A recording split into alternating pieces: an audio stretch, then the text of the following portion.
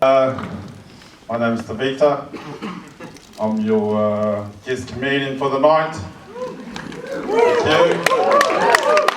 I hope you do the same thing when I finally do tell a joke. As the name suggests, I am Tongan. Any other Tongans here tonight? Because no, there's $25 to get in. So anyway, it's really good to be here as a comedian. Believe it or not, I'm one of the busiest on the pro circuit, constantly gigging. Simply because as a Tongan, I find it hard to say no to people. Yeah, because we're from the Friendly Islands, we don't want to disappoint people. So whenever people ring me up and go, "Hey, Tevita, we're doing a thing, can you come and do your thing?" I can't say no. Yeah, but here's the thing. I'm gigging so much, law of averages says that sooner or later, I'm going to run into a weird gig. You guys aren't weird. Well, maybe him. So, you guys are laughing in the right spots, you're friendly. 2 Sundays ago was the last time I had a really weird gig. I was talking to one of my local church.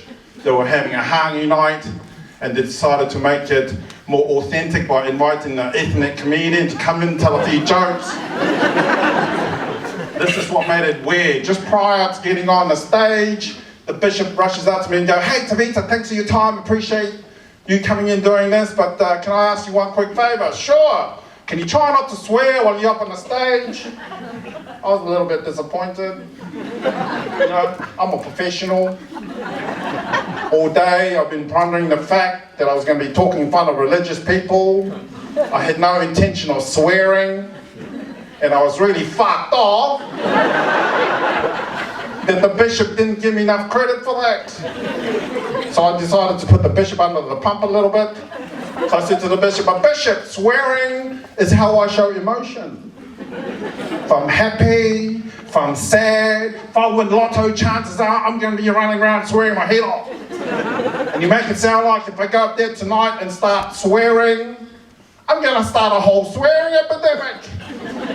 I said to the bishop, "I could be wrong, but I have a strong suspicion that people were already swearing.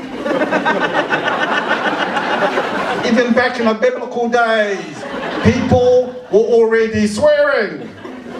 I said to the bishop, "You know the story about Moses? How he was leading the people of Israel out of Egypt after hundreds years of slavery? And then Pharaoh changed his mind. He wanted his Jew slaves back, so he summoned his army and they chased him down." I'm really hoping you white people know your Bible stories. Because otherwise, this is just going to be a long story. But luckily for me, the bishop did know what I was talking about. And I said to the bishop, when the people of Israel finally clocked on to the fact that they were being chased down by the Egyptian army, they all turned to Moses, and Moses said, "Quick, follow me!" And they all did. All the way down to the ocean. And I said to the bishop, "I could be wrong, but I have a strong suspicion that when the people of Israel got down to that beach," and I'm only guessing, but I'm thinking maybe 1, perhaps 2, at least, they looked to Moses and went, "Fuck Moses!"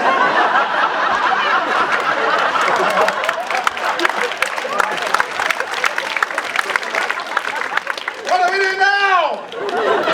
We've been slaves building pyramids in the desert. Nobody had time to go for swimming lessons, you dick.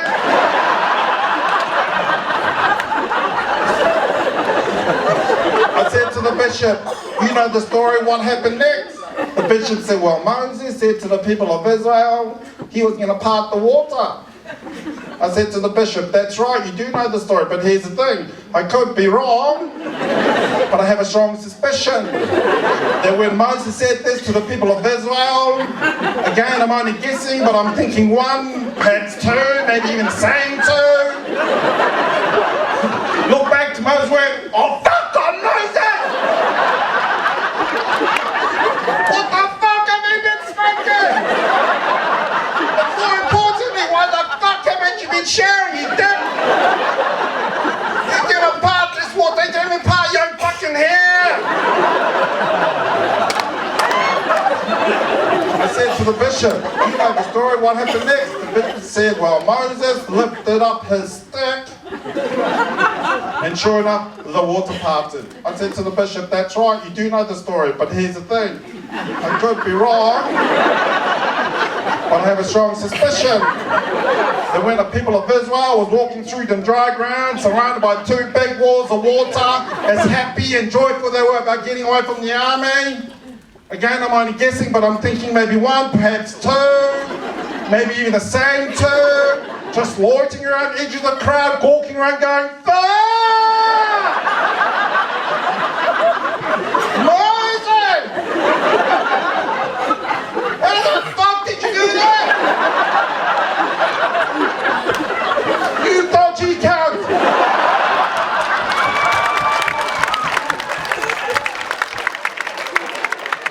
Where the fuck did you get that stick from,